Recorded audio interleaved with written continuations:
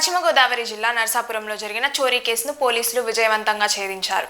4 రోజుల క్రితం bank appraiser Srinivasarao ఇంట్లో జరిగిన ఈ దొంగతనానికి పాల్పడిన నిందితుడు నాగరపు ఈశ్వర్రావును పోలీసులు అరెస్ట్ చేశారు. అతని వద్ద నుండి 108 గ్రాముల బంగారం, 1 కిలో వెండి స్వాధీనం చేసుకున్నారు.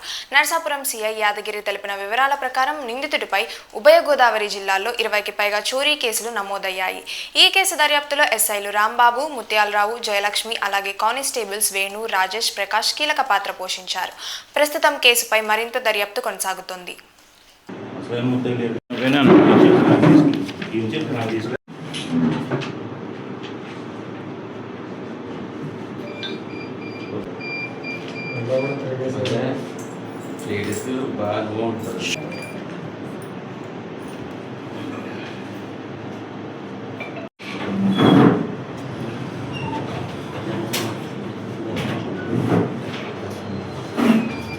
మన నరసాపురం పట్టణానికి చెందినటువంటి గంగలకుర్తి శ్రీనివాస్ గారు ఫ్యామిలీతో పోయిన నెల 27వ తారీఖున షిరిడి వెళ్ళడం జరిగిందనమాట. ఆయన తిరిగి 6వ తారీఖు నరసాపురం ఇంటి దగ్గరకు వచ్చి చూస్తుంటే ఆయన ఇంటికి వేసినటువంటి తాళం పగలగొట్టబడింది. అదేవిధంగా లోపలికి వెళ్ళి చూసుకుంటే బీరువా తాళాలు, లాకర్ తాళాలు పగలగొట్టి అందులో దాచుకున్నటువంటి బంగారం, అదేవిధంగా 2 వస్తువులు పోయినాయని చెప్పేసి మనకి అదే రోజు కంప్లైంట్ ఉంటుంది.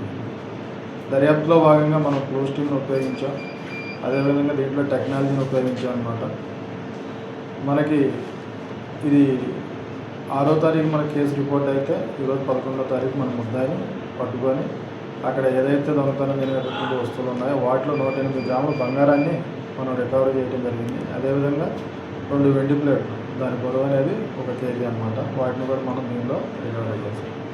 దీనిలో వచ్చేసి ఈ ముద్దాయి పేరు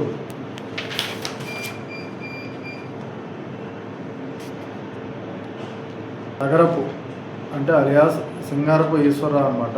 వయసు వచ్చి 44 సంవత్సరాలు. ఇతను తణుగుపట్నం. ఇతను గతంలో కూడా సుమారుగా ఒక 20 పైన దొంగతనాలు చేశాడు.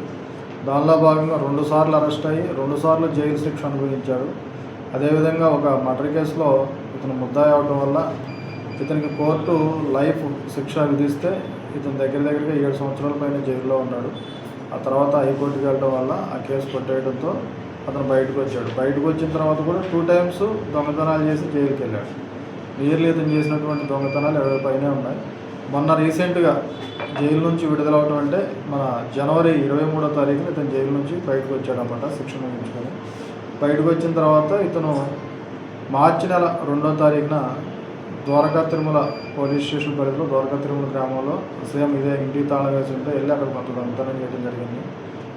ఆ దొంగతనంలో కూడా మనం ఒక 18 గ్రాముల బంగారాన్ని రికవరీ చేయడం జరిగింది. అదేవిధంగా మన దగ్గర 4వ తారీఖున ఈ నెల 4వ తారీఖున ఈ ఇక్కడ ఉన్నటువంటి శ్రీనివాసరావు గారు షిరిడి వెళ్ళటం వల్ల ఆ ఇంటికి తాళం వేసుకుని వెళ్తే దాన్ని పగలగొట్టేసి అక్కడ వస్తువులు దొంగిలించడం జరిగింది. దాంట్లో మనం 108 గ్రాముల బంగారాన్ని 1 కేజీ వెండిని రికవరీ చేయడం జరిగింది.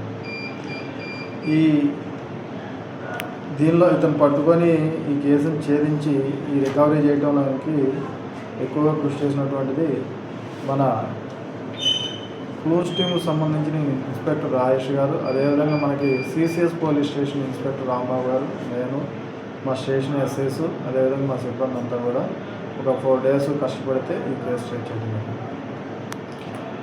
ఈ మీడియా మిత్రులారా నేను ప్రజలకు చేసే విజ్ఞప్తి ఏంటంటే, మీరు ఏదైనా సరే సమ్మర్ హాలిడేస్ వచ్చాయి కాబట్టి తీర్థయాత్రలకు కానీ లేదా ఇంకో రకంగా ఎక్కడికైనా బంధువులింటికి కానీ వెళ్ళేటప్పుడు మీరు మాకు ఇంటిమేట్ చేస్తే డిహెచ్ఎంఎల్ఎస్ అని ఒక సిస్టమ్ ఉంది. ఆ సిస్టమ్ ద్వారా మేము మీ ఇంట్లో కెమెరాని ఒక సిస్టాన్ని ఉంచి మీ ఇంట్లో ఏం జరుగుతుందనేది మేము అబ్జర్వ్ చేయగలుగుతాం.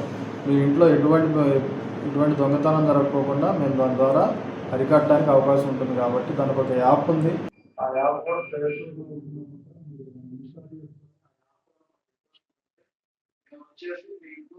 ఏర్పాటు చేసి దాని ద్వారా మేము అప్లోడ్ చేస్తాం.